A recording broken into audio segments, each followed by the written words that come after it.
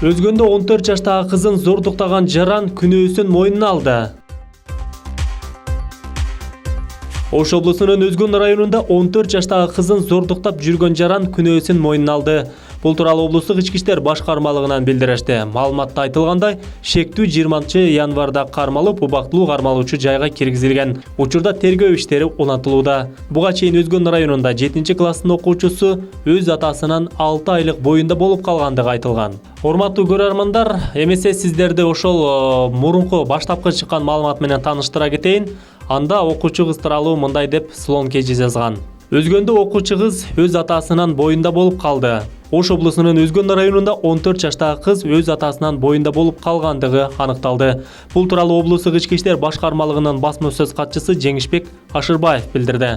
Анын айтымында кыздын атасы 20-январ күнү милиция кызматкерлери тарабынан кармалып, убактылуу кармалуучу жайга киргизилген. Кыздын атасы жол кырсыгынан кийин психологиялык жактан ооруйт деп каттоого алынган экен. Апасы 6 жыл мурун каза болгон. Кыз үйүндө атасы жана 2 иниси болуп жашап келген.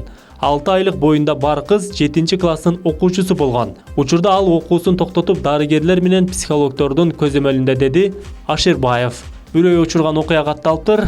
Кыздын мындан аркы жашоосу кандай нукта уланат, азырынча белгисиз.